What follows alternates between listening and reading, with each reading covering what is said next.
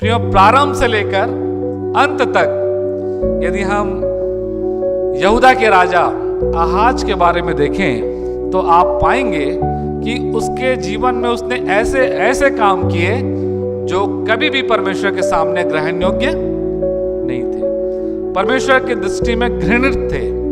परमेश्वर के मंदिर के वस्तुओं को तोड़कर किसी और को दे देना, वहां का धन किसी को दे देना, मंदिर को बंद करवा देना और अपने बेटों को होम करके आग में जला देना, ये सारी बातें परमेश्वर को बहुत दुख देने वाली थी।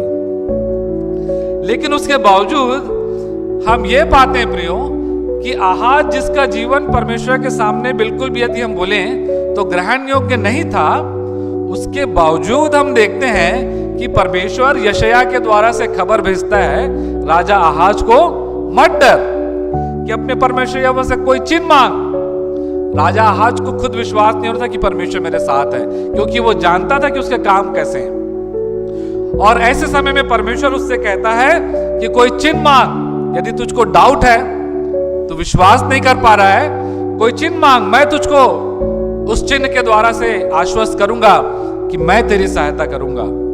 और लिखा है कि राजा आहाज कहता है मैं नहीं मांगूंगा, क्योंकि राजा आहाज जो है वो परमेश्वर पर विश्वास ही नहीं कर पा रहा था। वो बोलता है कि मैं नहीं मांगूंगा, मैं नहीं मांगने का, मैं यहोवा की परीक्षा नहीं करूंगा।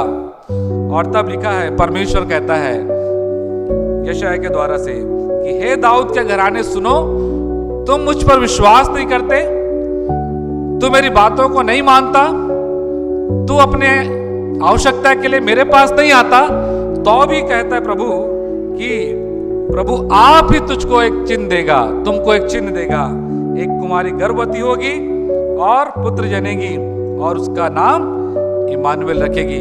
और आगे लिखा हुआ है, वह देश जिनके दोनों राजाओं से तू घबरा रहा है वो निर्जन हो जाएगा, वो देश निर्जन हो जाएगा।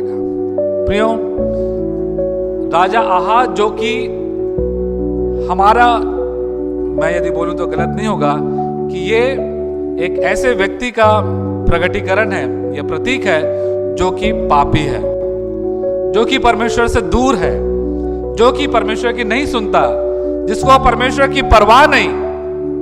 लेकिन ऐसे समय में भी परमेश्वर ने आहाज की सहायता करने का निर्णय लिया।